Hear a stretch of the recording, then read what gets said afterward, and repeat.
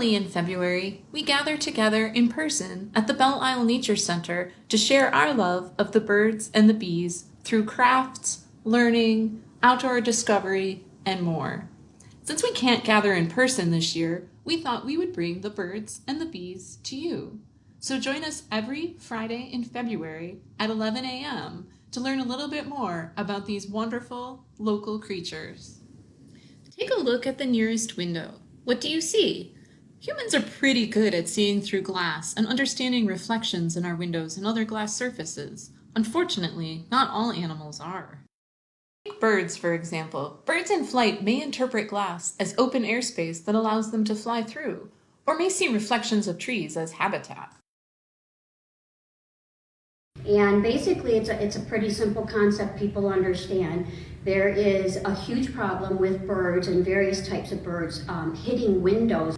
Technically, the estimates are up to 1 billion birds a year in North America are killed simply by not understanding how glass works. It seems relatively easy, but it's not, because birds don't see glass as a solid barrier. They see right through it, or they see reflections. Humans have the ability to differentiate that there's a reflection and that they can see through glass, and technically they don't have a problem colliding with it. It does sometimes happen.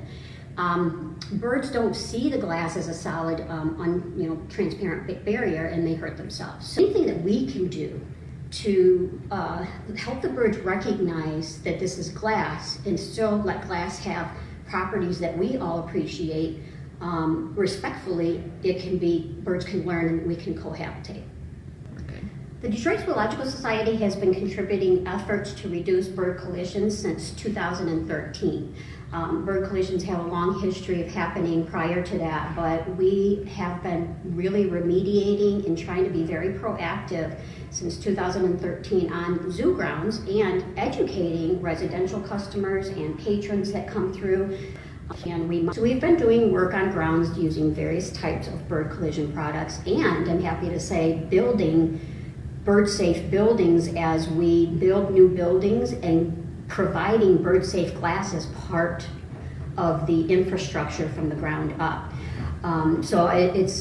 Detroit Zoo is known for being very proactive with bird collisions and being a widespread educator and consulting and working with things like this just to educate people and bring attention to it, because people really do want to know that there are solutions and things that they can do, and we want to make sure that people understand that we care about the birds that are under our care, but are also our wild birds living on zoo grounds.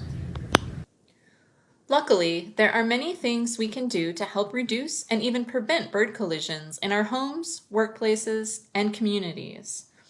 There are both pre-made products and do-it-yourself alternatives. Both options make glass more obvious to birds. The pre-made products often come in sticker form, such as these feather-friendly dots arranged in a 2x4-inch grid pattern. While the camera picks them up, our eye tends to look right past them to enjoy the birds outside and beyond. You can try extremely simple things such as adding designs with markers or poster paint. As long as the lines are close together, birds don't think that they can fly through. You can even try adjusting your blinds and curtains, especially during periods with a lot of reflection. And one final note, the spacing of any decals or drawings is really important.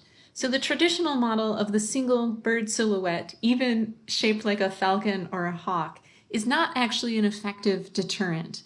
We need them closely spaced together, such as the squares here on this window, that gives birds no sense that they can fly through.